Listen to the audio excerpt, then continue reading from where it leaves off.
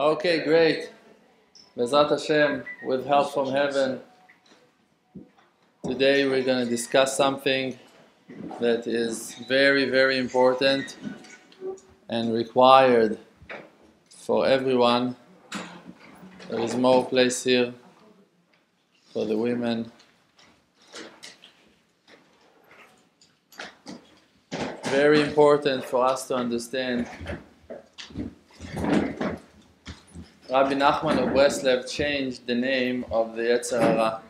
In different generations, the name of the Yetzer Hara was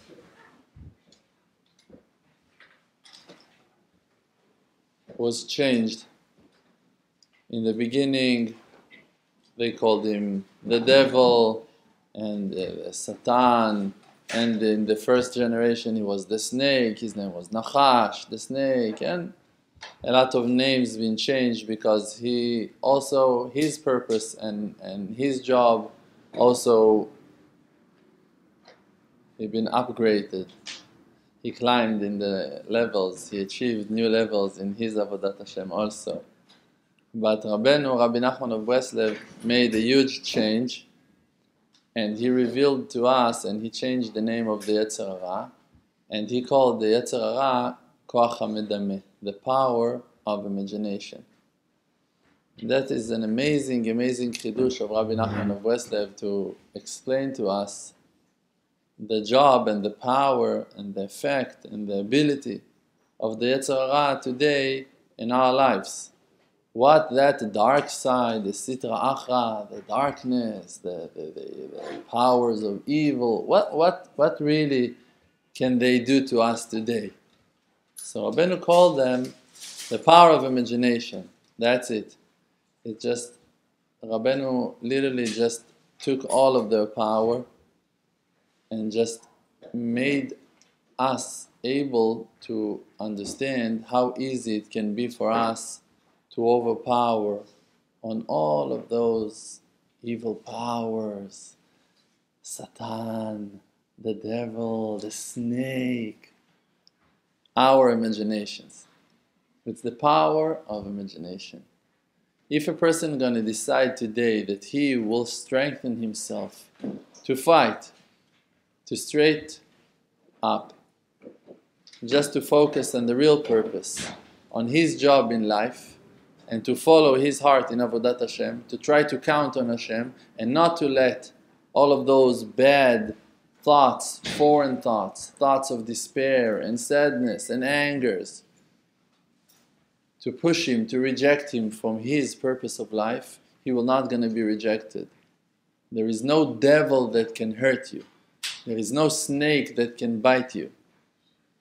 Today it's only the power of imagination. Means that today if you have Yetzer Hara, you have thoughts that are trying to push you and reject you from the purpose of your life. And if you're going to be strong enough not to be convinced by those thoughts, it will not going to affect you. Yetzer Hara cannot touch you, cannot hurt you, cannot move you, cannot tilt you in a breath of a hair from the purpose of your life. Cannot move you 1 inch from your success if we're going to fight to be who that we are. And to decide not to let the power of imagination to give us a knockout, to push us to sadness, to make us sad and depressed, and to give up and to say, no, but I prayed so many times, but I tried so many times, I was working on it and I was getting stronger, and then the Yetzer Hara came. Imaginations, thoughts of sadness and depression came to you when you were weak, when you were a little bit confused, and they just knocked you down.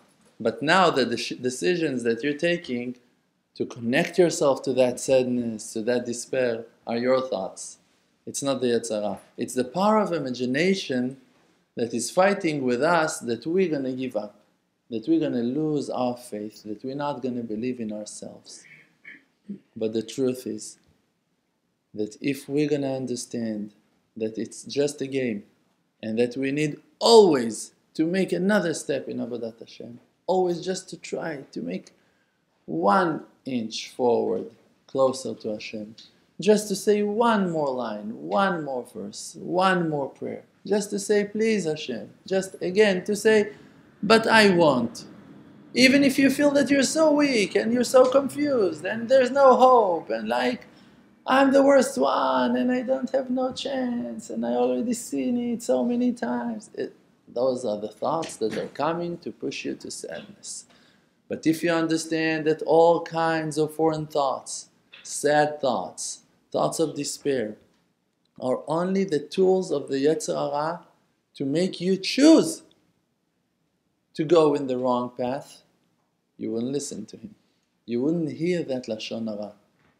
That Lashon Hara that the Yetzer Hara is telling you on yourself all day long. Look at yourself.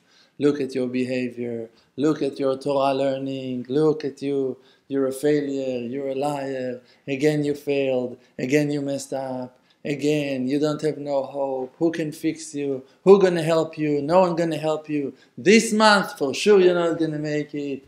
Last month, yes, you had a miracle, but this month, for sure. If I would tell you, I don't know, 1% would be enough of the miracles that I went through in my life, just to pay the bills. Just to pay my bills, just to pay for the flights, just to pay for my tickets to Uman, just to buy food for Shabbat, just to buy new clothing for my children before of the holidays. I don't need to tell you, you have the same miracles.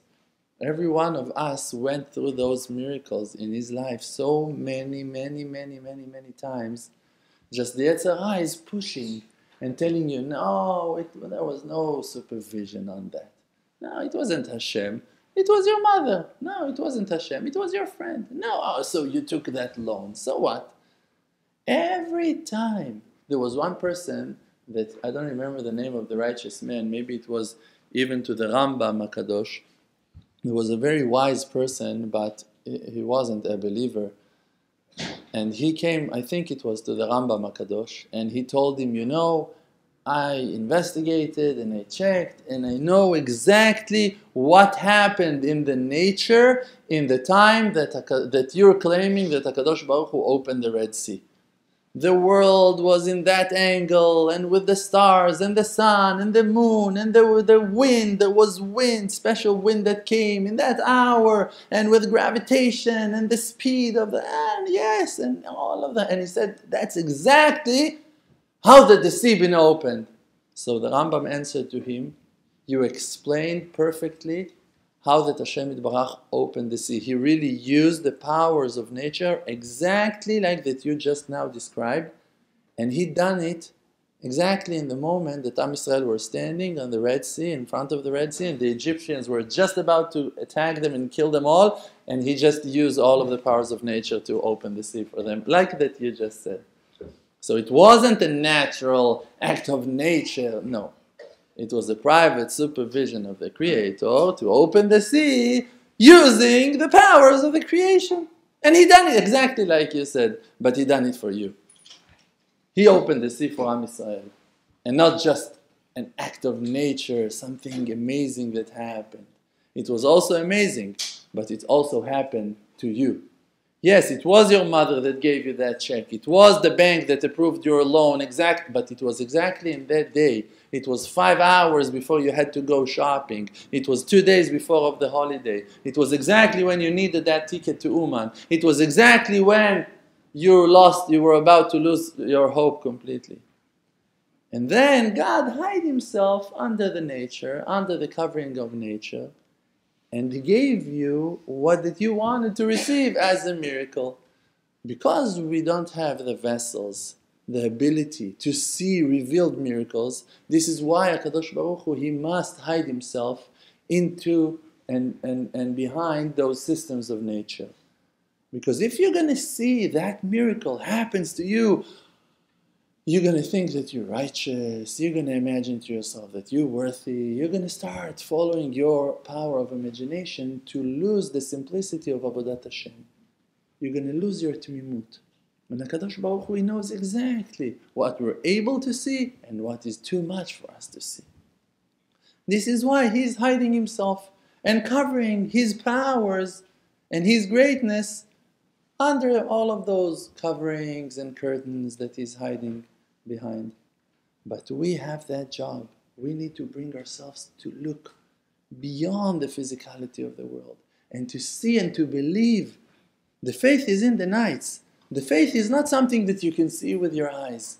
Faith is not sechel, it's not wisdom.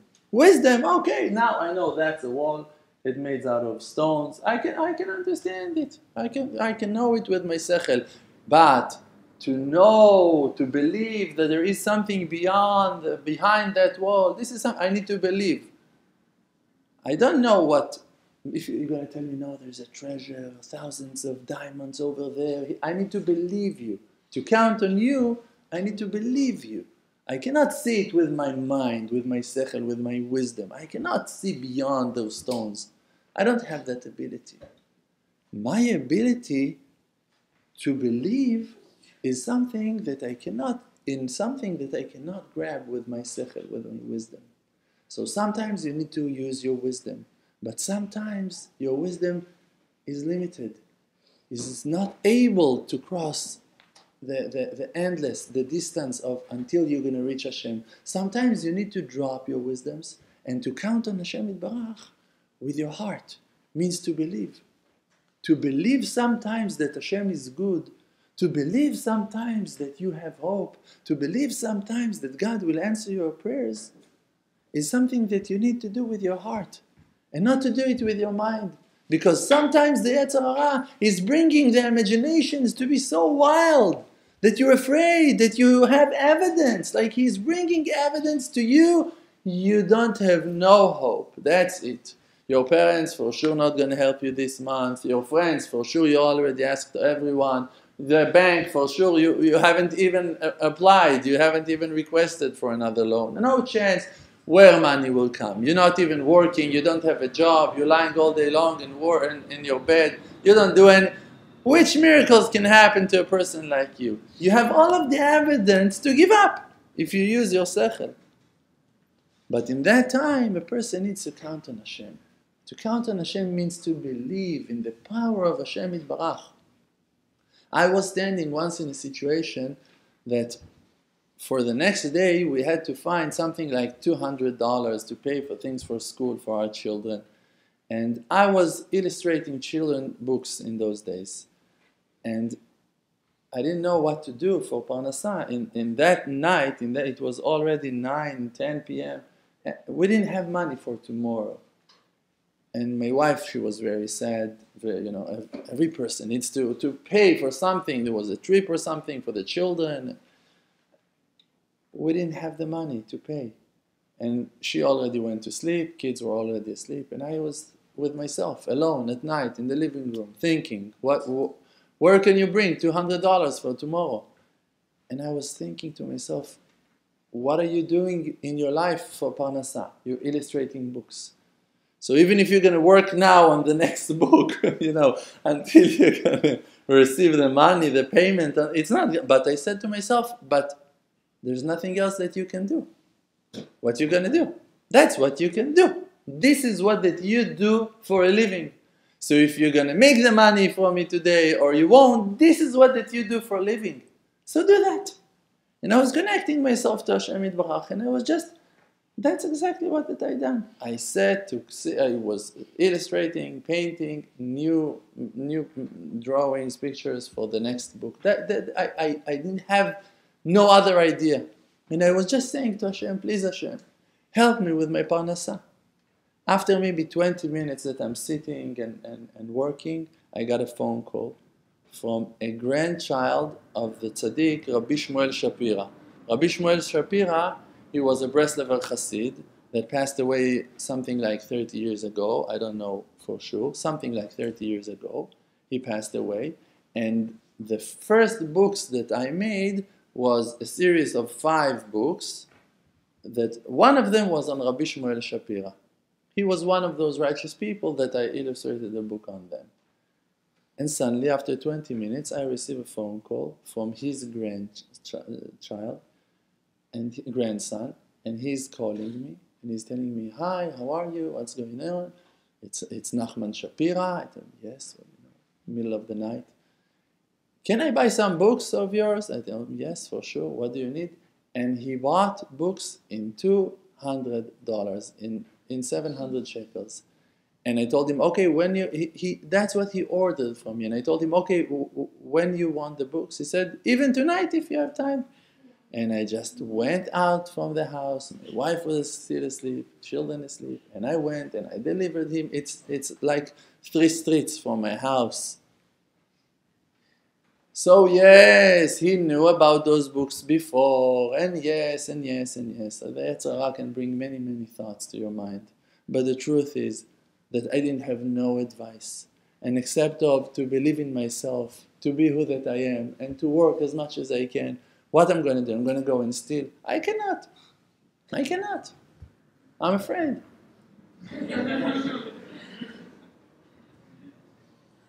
You just connect yourself to who that you are. And you believe in Hashem Yitbarach. And Hashem, if He sees that you're counting on Him, He's going to open for you doors and gates that are even greater than the ones that He opened until today. Because the confidence that you have is the vessel to contain the bounty.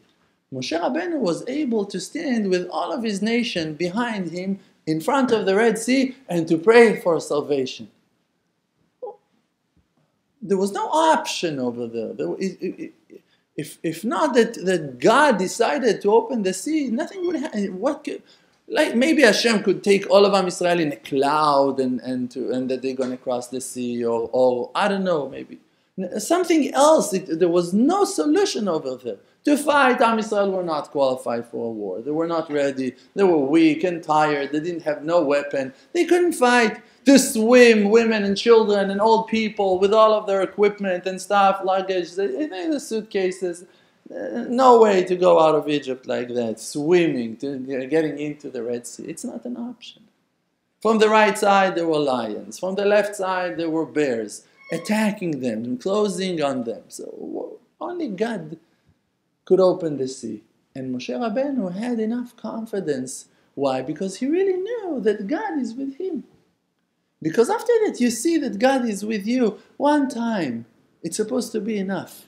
If really you saw one time the personal supervision that God just brought the bread into your mouth, that God just literally paid your bills in that day, one time it happened, it's supposed to be enough of an evidence for us, for people that really wants to serve Hashem, to overpower on all difficulties.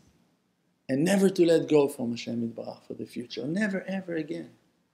Just what happens all of the time. Yetzer Hara is coming, power of imagination, and makes us worry, and makes us afraid, and what's going to happen if you're not going to pay, and what's going to happen that person is also religious, why he didn't have those miracles, that person is also doing it bodedut, and why they just now been kicked out from their house. A lot of questions he can ask you, the Yetzer Hara.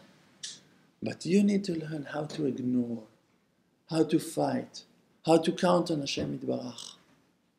Yetzer Hara is coming all of the time to destroy our self-image, our faith in ourselves. He's telling you you're not worthy. God will not going to help a person like you. Here you lied. Here you were not learning. Here you were not praying. Here you were sinning. You don't remember what you done last Shabbat. You don't remember last month what you were doing. You don't remember this morning how you woke up. How do you...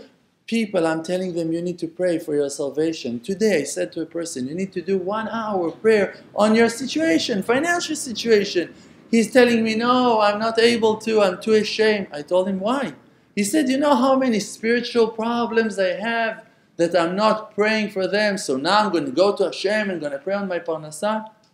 I told him, if Hashem would want to bring you to pray on spirituality, He would lead you, He can lead you in that path. He would bring you to that path. If now Hashem is pushing you on your financials, so why won't you understand? Just listen, that's what Hashem wants you to pray on. No, Yetzer Hara is telling him why. Why Yetzer Hara is working so hard on that person? That he will not going to pray at all. No, on spiritual things I'm not able to pray, so now what? I'm going to pray on my parnasah? Nah, so I'm not going to pray. And that's it. And Yetzer Hara just shut the door and that's it. And he's locked and he doesn't have no hope and he doesn't have no future and Hashem will not going to help him. Here he's not even praying, he's not even doing the minimum of the Ishtadlut. So go and pray. No, but why? Go pray. Go say to Hashem Yitbarach, listen Hashem, I'm sorry that I'm not fulfilling my real obligations to pray on spirituality, but today I'm in a stressful situation. I've never been in a situation like that ever before. Please help me, please save me. What's the problem? So do tshuva on your lackings and then go and ask your requests. If you're not going to ask from Hashem Yitbarach, so from who are you going to ask? For sure you need to ask for Hashem Yitbarach. If you believe that Hashem Yitbarach loves you, if you believe that Hashem Yitbarach cares about you, He's got an endless love, unconditional love to each and every one of His children, so what are you doing? What are you doing with your life? Rav Shalom Arush once said that a person that he's walking, the prince, the son of the king, he's walking and his pants and his suit and everything is torn and his shoes are opened and he's all filthy and not clean and he's walking like a beggar. And people are looking at him and tells him, hey, you're the prince, you're the son of the king. Why are you dressed like that? You can ask your father. He will give you everything you need. He said, I don't have time. He's meshuga. He's crazy. He is just literally crazy. You don't have time? You have all of the options in the world. You have all of the opportunities. And for us, because that God is hiding Himself, so we just follow those voices that are telling us that He is not available, that He is not here, that He will not going to turn to us. But all of the verses are contradicting that shita, that method. And all of the righteous people are supporting us and cheering us up that we're going to believe in ourselves and going to go and ask for Hashem Yitbarach. And we saw already miracles even in our own lives that Hashem Yitbarach was there and we were not worthy when He was there also. So what's the problem that He's going to help again? That's exactly what He wants to do. It's exactly what the HaKadosh Baruch Hu wants to do, to reveal His greatness, His honor in the world. That everyone going to have that opportunity, that belief in themselves to know, hey, I can go and talk to God. There's no problem with that. Just the power of imagination wants you to be afraid, wants you to be scared, wants you not to count on yourself, to feel not worthy. That's not humility. Moshe was the most humble person in the world and he went and spoke to Hashem Yitbarach on every topic, on every issue, in every situation of his life. Why? Because he knew that without Hashem Yitbarach, he doesn't have no chance to succeed. That's real humility. Real humility is not to go down to sadness. No, look at me. I'm a sinner. I'm worthless. I'm hopeless. Look at me. How many times I ruined. How many times I spoiled. I messed up so many times. That's not humility. That's stupidity. That's stupidity. If God created you, if God gives you life, if God just keep on helping you and providing you amazing things in your life, starting from your shoes and socks and pants and belt and shirt and a jacket and a mobile and a car and a house, an apartment, a place to live and a cup and a faucet and water and soda and meat and cheese and pasta and cream and whatever you need, and ice cream if you're weak, and chocolate bars everywhere. You eat dairy right here, and it's okay. You can eat dairy. Oh, you dairy. You eat you dairy. Problem. You know, your own Chalav Israel. Also Chalav Israel you can find. Also Chalav Israel you can find. I already told that joke, but it's funny. So I'm going to tell it again. That there was a New Yorker that went to visit in Eretz Israel. And when he came to Eretz Israel, so he heard from everyone, hey, you don't know, Tel Aviv is like New York, Tel Aviv is like New York. When he came back to New York, so he told his friends, you know, the Israelis, they're saying that Tel Aviv is like New York. But we, the New Yorkers, we know that you cannot compare those two. Because in New York, in every hour you can find something kosher to eat. But in Tel Aviv, no way to find something kosher. You can find Chalav Israel here if you want, it's not a problem. HaKadosh Baruch Hu supplies to each and every one of us so many great things. So many great things that are required for us, for our smile, for our happiness, for our comfort. Just for our mind to be settled and relaxed and that we're going to be okay with our lives. So if HaKadosh Baruch Hu is making so many miracles for us, so what's the reason? What's the purpose of Him helping us? Maybe He sees some hope in us. Maybe He appreciates us. Maybe He loves us. When you're saying to Hashem Yitbarach in the morning, first verse that you say Modeh ani lefanecha, I'm thanking you Hashem Yitbarach. Melech Chai v'Kayam, the King that is alive and exists. Shechazarta bi nishmati, that you brought back my soul, you gave me life again this day, this morning. Bechemla rabba, with a lot of love, with a lot of kindness. Bechemla, I'm sorry, rabba emunatecha. Your faith is huge. What it means to say to Hashem Yitbarach, your faith is huge. Which faith? Hashem, He believes in God, He believes in the Torah. Which faith? Rabba emunatecha. Your faith is huge. Which faith? That you believe in me. That you gave me a chance to fix what that I ruined yesterday. Even if you believe that you ruined. Even if you believe that you just spoiled it all. God believes in you, and the evidence for that is that you woke up today. That He gave you another opportunity. That He gave you a second chance. How many miracles the person should see until he's going to recognize the greatness and the kindness of the Creator? On that we need to work. We need to work on our faith in ourselves. That if God loves us so much that He just keeps us alive. He just gives us the opportunity to say another chapter of Tehillim and to say another bracha on the food, to be religious for another day, to be able to open our eyes and to see the sunrise, the sunset, the clouds are flying and just to meet our friends again and to shake the hands of a friend and to hug a friend and to say Shalom Aleichem and to eat something that you like. Just simple, the most simple things in the world. God provides those things for us on daily basis. Every moment you have another miracle. Your heart is working 24/7 with not stopping. What's going on? All of those miracles that are happening to us, for sure there is a reason for that. The reason is that God sees something good inside each and every one of us. And we need to find that point. That point is our connection to Him. This is the purpose of our creation. That we're going to find our inner connection to the Creator. That we're going to find and recognize the light of our own souls. That we're going to come back to who that we are. In the nature of our creation. In the nature of our existence, just without doing anything. What that Hashem sees in you in the worst morning, after the worst night that you had yesterday, and He still sees something good inside of you, and He chose to wake you up. He's not working for you. He doesn't have to wake you up.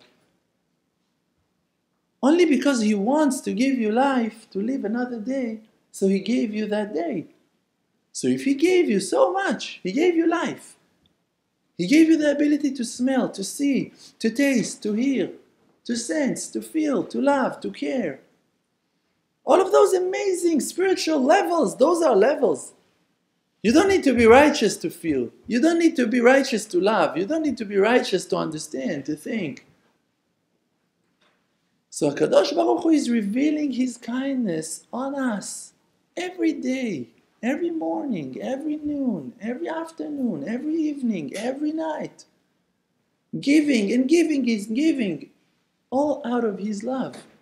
So now you're going to say, yes, He loves me. HaKadosh Baruch Hu, He is wise.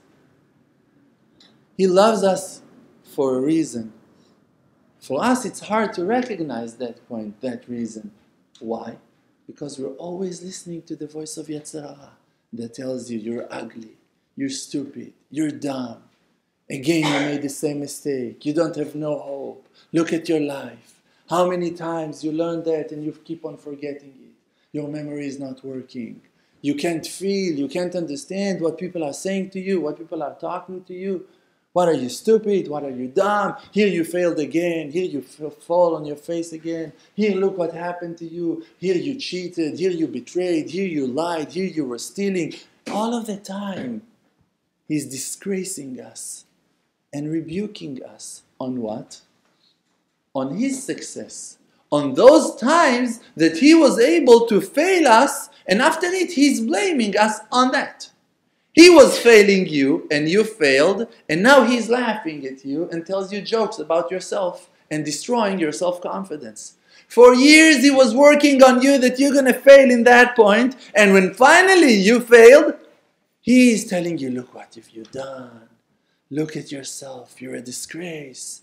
That's how a Jew is supposed to behave. You call yourself a religious person. You're a Talmid Chacham. You say that you're modest. This is how you behave. You claiming that you're sensitive, that you're honest. You're telling other people that they need to improve themselves. And look at yourself now. Finally, you expose your real face being exposed. Now you know who really you are.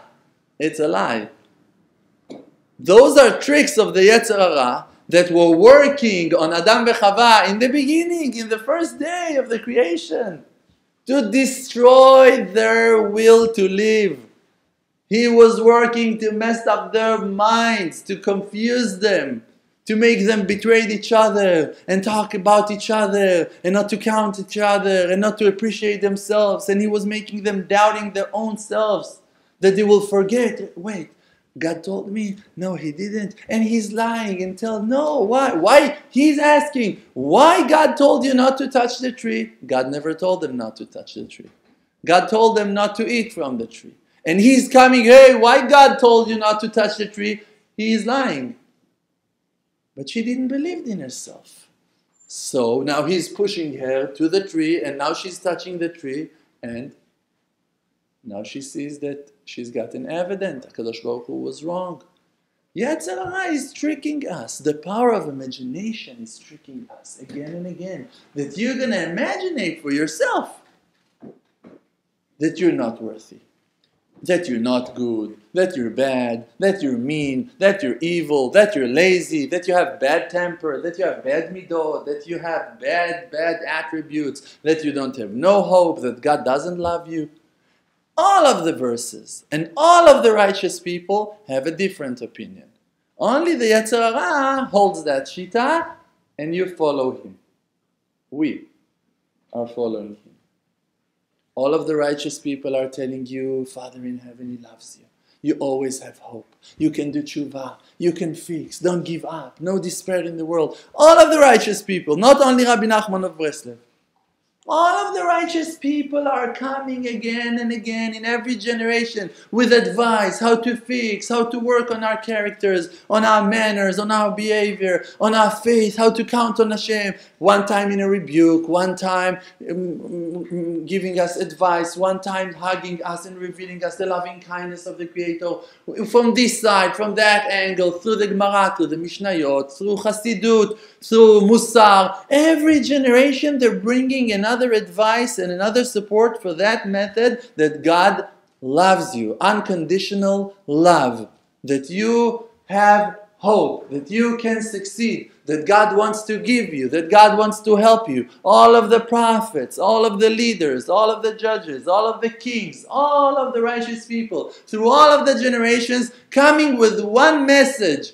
There is God and He loves you. And od milvado, there is nothing except of Hashem, ve'akol letova, and it's all for the good. Don't give up. But the Yetzer Hara's radio, 24/7, he's sending his messages. No, but they're not talking about you. You lost your hope. No, whatever you heard, it's for them. But you, look at yourself. He is separating you from the group and takes control on you. He's telling you, no, look at them, talking Lashon Hara with you, inside of your mind. on other people, separating you from your nation, from your community, from your friends, from the people that you feel connected to, that at least in the beginning you felt close to. And he's separating you and tells you, no, you have different issues, you have different problems, you don't know what people are saying about you, you need to be afraid, you need to be scared, you need to watch your back, no one's going to do that for you, you need to hate them, no, you don't know, look what they done to him, look what happened to him, no, he was righteous and God didn't help him. All day long, foreign thoughts that cannot hurt you, like we said in the beginning, that cannot damage you. Because you have the power of the free choice in your hand. Just he's convincing you to choose wrong, to choose to be sad, to choose to be angry. He cannot push you to sadness. He can offer sadness as the most pleasant thing in the world. The only solution for you right now. Because no one understands you. Because you're so poor. Look at yourself. You're always alone with your thoughts, and no one understands you, and no one can help you, and no one gonna. Because you're worthless, because you're a zero, because you're ugly, because you're poor, because you don't have no hope, because God got other things that He's taking care of, because He doesn't love you. Look at yourself. Who can love you with how that you look, with how that your voice sounds, with your nose, with your brows, with your hair, with your ears, with your back, with your height, with your weight, with your nose, I don't know what. Nose twice, you know. People have a lot of issues with their nose. It's a Jewish nose. Craziness. Crazy thoughts that are coming from the other side. If you think that you can judge yourself, it means that you can judge the Creator. If you can say to Hashem Yitbarach, what that you made is ugly, it's a disgrace, look at your creation, you have an issue with the Creator and you're wrong. You have a problem with Him because He created you exactly like that you are. And if He, with His wisdom, chose to make you in your shape, exactly like that you look, with those kinds of thoughts, with that character, with those midot, with those manners, with that knowledge, He had a reason to do that. And He knows why. The fact that you like to eat apples doesn't make an apple to be more important than a banana or an orange. You like apples, great. It doesn't mean that the world doesn't need bananas or oranges. You cannot really say that apple is more important than a banana because you like it better. Maybe for your health is better. Maybe for you is good. But in the world, you can never tell. So if you like people that are taller than you, it doesn't mean that there is something wrong with you. The truth is that because the Yetzer Hara was lying to you for years, that tall is beautiful, that to have a small nose, it's beautiful, that to be thin, it's beautiful, that to think fast, that's the right way, that to remember everything and never to forget, that's the right way, that when people are clapping and cheering and to you and praising you, then it means that you're important, that if you're famous, so now it means that you're great. All of those are tricks of the Yetzer Hara to destroy your self-esteem. To make you run after dreams of false, of imaginations. To try to chase after an imaginary fantasy, something that will never going to happen. Because you're not going to get taller. You're not supposed to be blonde if you're brunette. You can never change your colors. You can never change the way you think. That's who you are. Just God made you. I hope people will not going to commit suicide after that. No, I won't be blonde. No, what I'm going to do? I'm not going to get taller. No. God made you to be who that you are. And you need to understand. Not you need to, okay, so now I'm going to have to accept it. No, stupid. Listen. God knows why He made you like that. You have a purpose. You need to be short. If you're going to observe, if you're going to listen, if you're going to understand why He made you to be exactly like that you are, then you will be able to use those gifts that you received. Those are not defects in your character, in your body, in your image. That's who you are. That's who God made you to be. And there's a purpose for that. Just look for that purpose. Try to understand who you are. What you're supposed to do in life. Not what you were dreaming to become, to be like him, like her. If you, chas v'shalom, gonna achieve that, to be like that person that you admire, in that day of your success, it's gonna be the worst day for your creation, because you're gonna lose yourself. You're gonna lose the one that God made.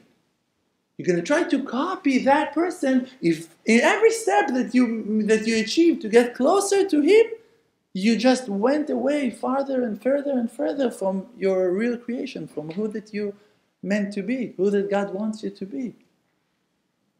I heard once an amazing message from a woman that gave a speech. It was unbelievable. She said there was a competition between the animals, who is jumping higher. Great competition. So for sure, the deers and the kangaroos, they won. The tiger, they were the first ones to achieve. But there was the cow and the crocodile and the lizards. They were not the snakes. They were not even able to start that competition. They were not able even to move themselves off the ground. The elephant. So now, can you think for a minute that because that you're not a deer, just you're a different animal, something is wrong with you? We don't need the cow, we don't need the elephants, we don't need the crocodiles just because they cannot jump. No, they have a different nature. They have a different purpose in life. So when you're educating your children, if one of them is a cow, you don't need all of your life to educate him to be a kangaroo, to be a deer. He won't be a deer. You just need to accept him that he is a cow. If one of your children is an elephant is a very cute animal. You can love him even though that he cannot jump. He's an elephant.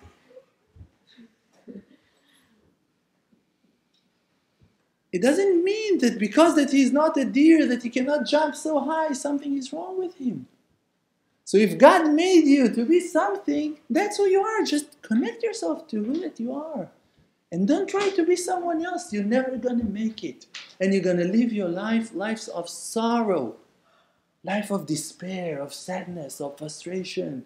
Every day you're failing and every day you're not succeeding because you're putting goals that are not realistic. You're not supposed to hope for those things at all. Maybe one day I'm going to be this, maybe. That is not the real beauty. That is not the real success. You can look at a person that all of the world are saying, he's the most beautiful person in the world. And you see that from his eyes, you see cruelty. You see arrogant. You see bad midot. You see that that person is cruel. You see that that person is evil. And everyone desiring him and honoring him and respecting him. And you see a person that can be so rich and everyone gonna respect him, gonna give him all of the honor. And you spoke with him and you saw that that person is the biggest stupid, ignorant person you ever met in your life. And you don't understand how he made all of his money. You can't understand it. He just had luck. Just God gave him money. God was just giving him money. Literally, just God gave him the money. He's not able to tie his shoes. He's so dumb. But God decided to give him money, and that's it, and that's reality.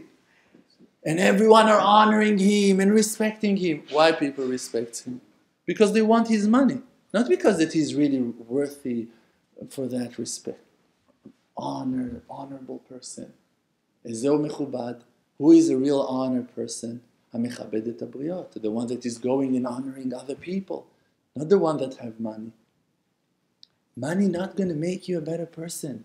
If you're going to be beautiful from outside, it's not going to make you a beautiful person.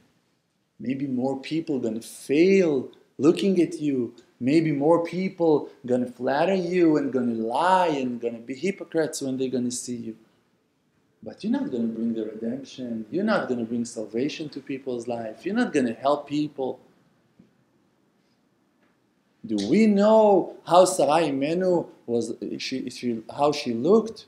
Do we know if she was tall or she was short? If she was thin or she was fat? We don't know. We don't care also, because we're not admiring her because of her physical beauty. We couldn't care less about it. We're not going to be disappointed when we're going to see her. We're going to see her, because the light of her soul going to shine so much that we're going to see beyond her physical body. Do we know how Avraham Avinu looks? Who cares? Maybe he looked just like you. Maybe he looked just like you. Maybe he looked just like you. Maybe just like you. Maybe just like you. Maybe just like you. You can never know. Maybe Sarah Imenu and you look the same. Maybe you have the face of Rachel Imenu, the exact face of Esther HaMalka, of Yehudit, of Leah, of Dvorah HaNeviah. Can you know? Can you tell? Is it important? Did they achieve something in their life because of how they looked? Is it written somewhere how they looked? It's not important.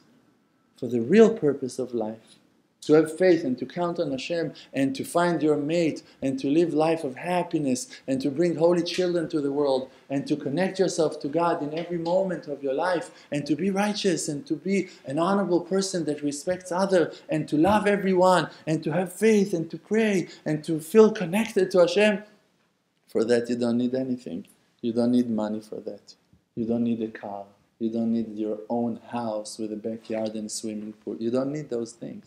I'm not saying don't go for those things. If you feel like you need that for your life to serve Hashem Yitbarach, go for that. But to think that your Avodat Hashem depends in your physical success, that's the trick of the Yetzer Hara, to make the person busy, chasing and running after imaginations, after false, after lies, that will not going to bring him nowhere. If really we want to connect ourselves to the Creator, we need to connect ourselves from inside, from the real channel that we have for ourselves, from the light of our soul. That is our connection to God, the soul, that holy soul, Neshama Elokit, a godly soul, Chelek Eloka Mimal, part of heaven. When the person died, Chevra Kaddish are going to take care of his body. Nothing going to be left from that body. Worms going to come and going to take care of that body. It's going to get dry and disappear in the ground, in the earth. Nothing. But the soul will come back to heaven. So let's connect ourselves from inside. The way to do that is through simple faith that brings us to simple prayer, conversation with the Creator. First question, who am I? Who am I? Who am I, Hashem? All of my life I was chasing after my illusions, after my lusts and desires, after my imaginations. I was imagining that if I'm going to have this, I'm going to become that. If I'm going to have this, I'm going to feel like that. Those were dreams. First of all, to explode that bubble, that imaginary bubble that makes us to try to be someone that we're not. To be like him, to be like her, to be like them. Be yourself. Start with that. Try to understand who you are. Not how you react, not how you behave. Sometimes you behave because you're scared. Sometimes you can be angry because you're afraid. Sometimes you can steal because you're hungry. If you if you've stolen something, it doesn't mean that you're evil. Maybe you were just afraid. If you're hurting other people and insulting other people, maybe there is a reason for that. Maybe you've been hurt so many times in your life That that's the way that you realized when you were 5, when you were 7, when you were 13. That that's the only way for you to protect yourself from more shames and more insultings and more disgrace. So you're attacking everyone and you're fighting with everyone and you're cursing everyone and you don't care about it at all. And you justify yourself always. Maybe you're just so hurt. Maybe you've just been abused. We need to find out who we really are. When you're going to find the roots of your soul, you're going to understand how beautiful you are. How beautiful you are from inside. How cute you are. How nice you are. How fun you are. How generous you are. How pleasant and honorable you are. How decent and amazing you are. How many qualities God gave you.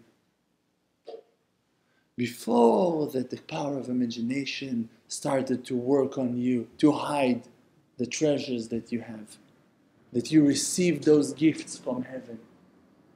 The war against the Yetzer Hara is the war against the foreign thoughts, the thoughts of despair, the thoughts of sadness.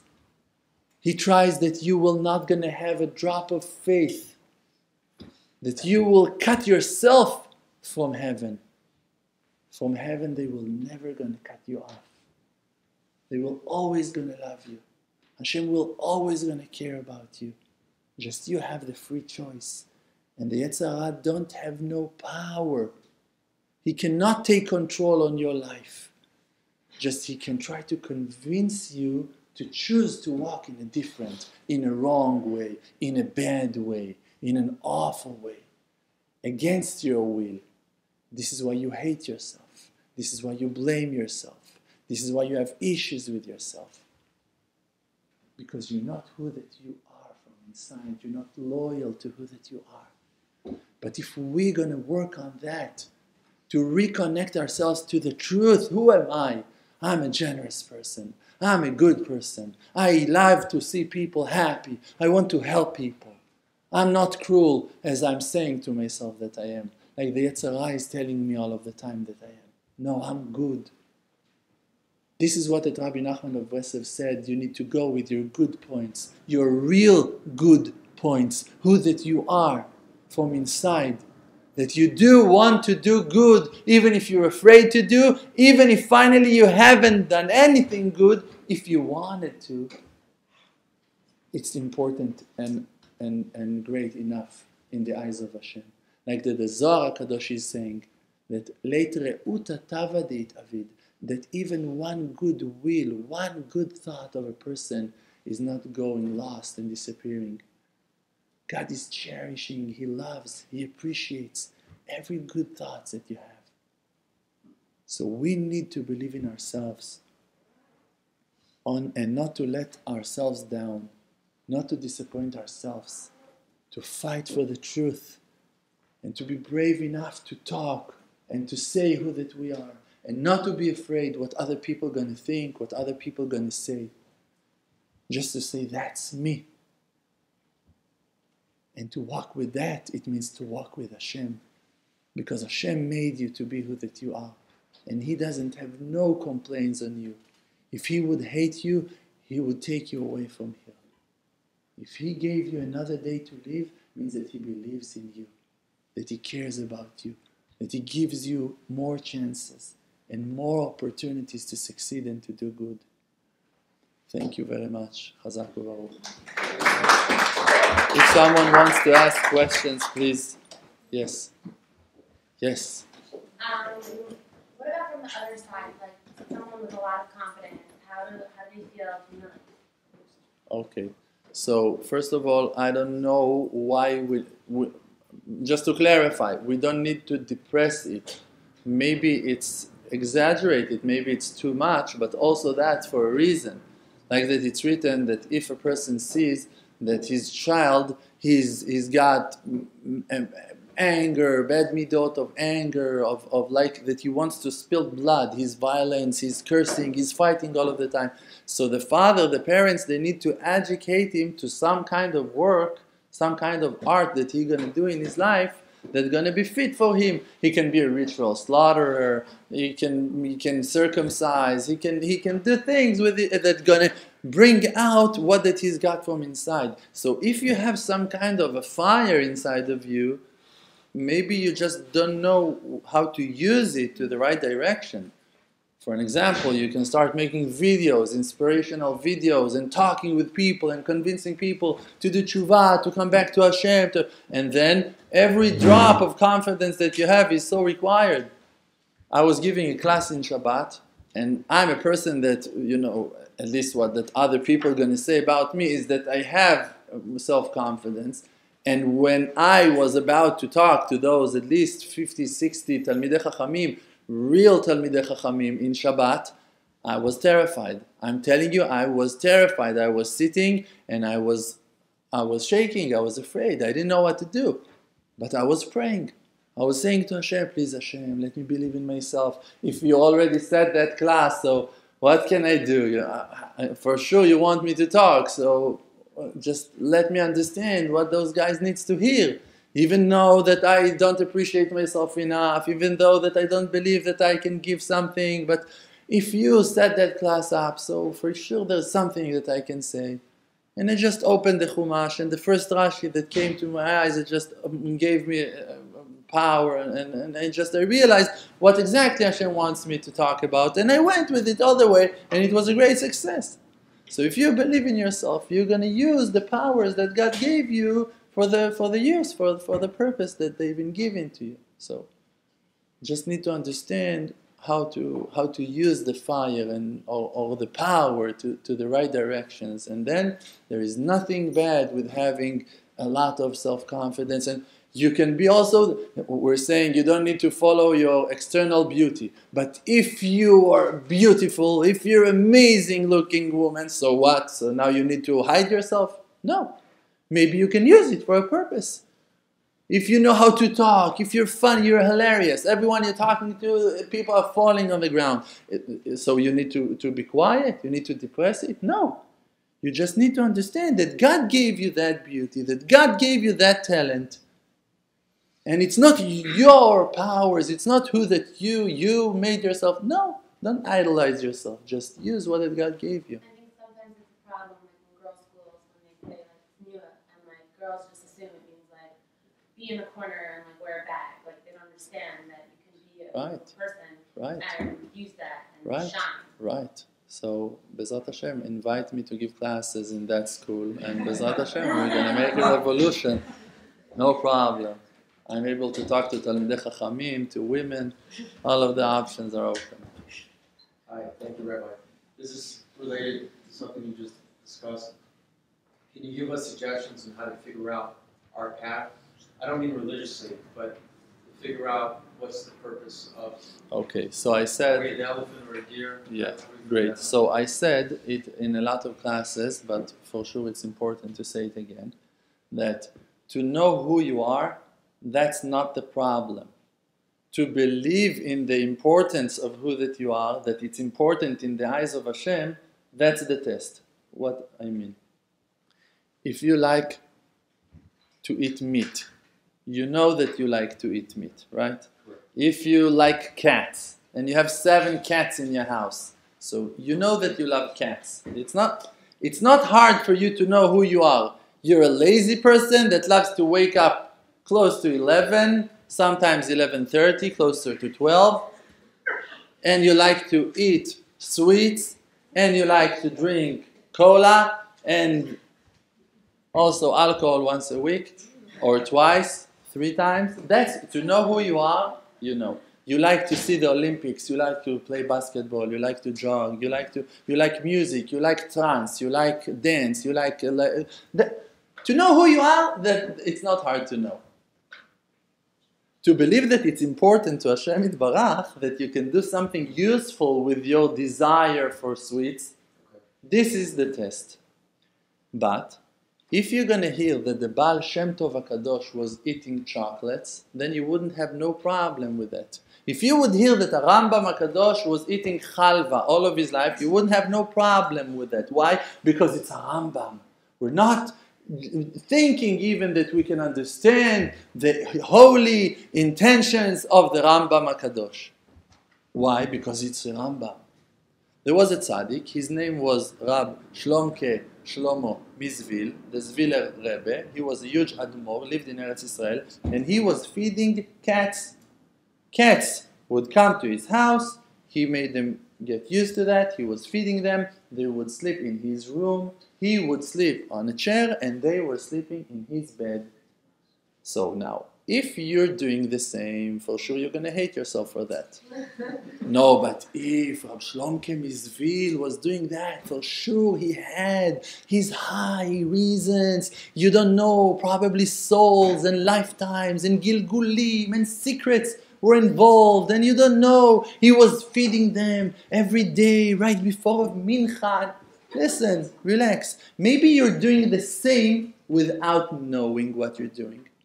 Maybe when you're feeding the cats, it's also very important souls that came in a different lifetime and dressed themselves in those poor cats. And where you're feeding them, you're also making all of those wonders. Just, you're not aware to that. And you just have a crazy love for cats. And you don't know. There are sparks in food. There are sparks in clothing. There are sparks in houses. Everything contains lights of Hashem Yitbarach. So when you suddenly have a desire for an apple, for a chocolate bar, you don't know why. But if you're just going to go with Hashem to take a bite in that chocolate bar, and you're just going to say, Shakol niya bedvaro, or mezonot, if it got wheat in it, flour in it, so then you fixed what that you were supposed to fix in that chocolate bar. Just we're not aware. So for that, we need to have faith. To know that you like to play basketball, that you like to put the speakers and to dance in the middle of your house from crazy trance music, and you don't know why. You've never been to a trance party. You don't understand those things. But you just like it. To know that that's who you are, that's not the problem. The test is to believe that Hashem Yitbarach is happy with you. To dance. And now you can dance with Hashem. Now you can eat with Hashem. Now you can feed the animals with Hashem. And then it's not just a hobby or a desire. It's your avodat Hashem. And now you're going to serve Hashem Yitbarach, feeding the cats, eating the chocolate bar. How are you going to know if it's good for you or it's from the Yetzer Hara that is failing the person to do things that are damaging him? It depends on the level of your happiness. That's a different question, a different answer. How are you going to know if those things that you're doing are good for you or damaging you? If it brings you closer to Hashem, increase the level of happiness in your life, making you more positive. If it's relaxing you to go and feed the animals, to go and feed the ducks, to go and feed the cats, it's good for you to take that snack once a day, twice a day. It gives you power. You're serving Hashem better like that. You're more positive. So that's your avodat Hashem. What do you want? Why to drop that? If it gives you power, so continue.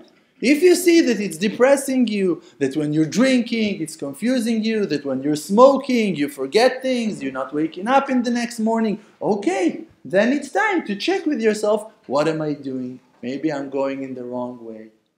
But if you see that the things that you do are building you, stabilizing you, cheering you up, so don't criticize them. Just let yourself believe in who that you are and to understand that that's who you are. And you're in charge on that section in the world to fix it. You're going to fix thousands of chocolate bars. We're going to do now Misha Berach that you're going to fix chocolate bars. Misha Berach Avotenu HaKadoshim, Abraham, Yitzhak, Yaakov. We're going to bless you to fix all of the chocolate bars in the world. That you will uplift all of the sparks that are hidden in chocolate bars, in chalva. You need Baruch shechivanti.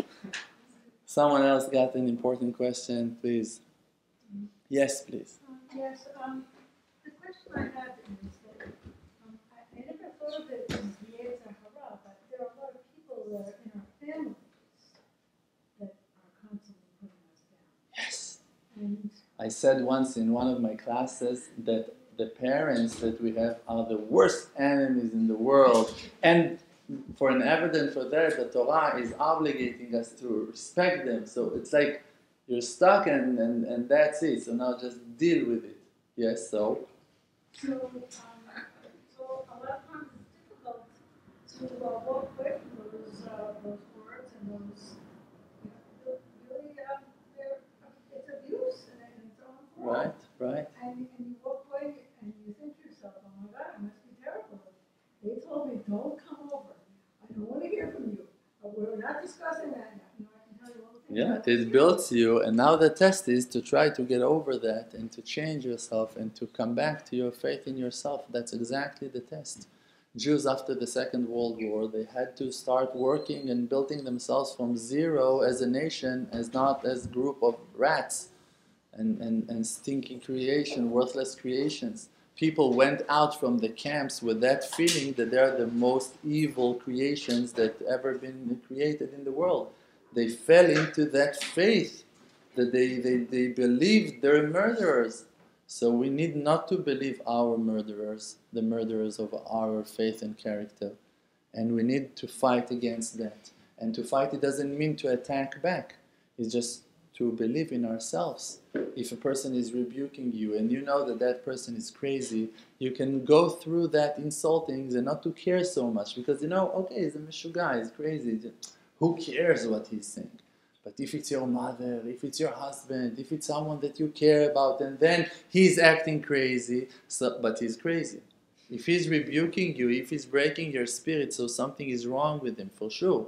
It might be that you're also doing something wrong and you're also insulting another person and breaking his spirit. A lot of times we're finding ourselves doing things against our own will. But we also need to take the responsibility on that to try to benefit our actions and not to follow the bad thoughts of other people on us. And it doesn't mean to fight. If you're going to smile, if let's say the husband is saying horrible things to his wife all day long, and one day she's going to smile and she's going to tell him, you're making a joke out of yourself, you know, it's look how amazing I am, look how many good things I'm, and she's going to smile. She's just not going to buy his criticism anymore. She's just not going to let it hurt her anymore. She's just going to take control on herself and going to smile to him and going to tell him, you're embarrassing yourself. You ever looked at yourself? You're laughing at me right now. Look at yourself. You're not able to cook your own food, to wash your own clothes. You would live in an animal pen without me, in a barn without me. I'm doing everything in the house. What the hell are you talking about? If you will be able to say those words with a smile on your face, not to tell him, no, look at yourself, you're a disgrace. So you're just playing to the hands of Yetzer Hara. That's the satisfaction of the Yetzer Hara. Just take a few steps away from the argument and look at it from the center. It's stupid, it's nonsense. You're talking nonsense. I'm perfect. I'm doing good. I'm the greatest one. You've never been so lucky. He will lose the reason to fight. He won't find himself. He's going to feel ashamed. He's going to feel that something is wrong with him.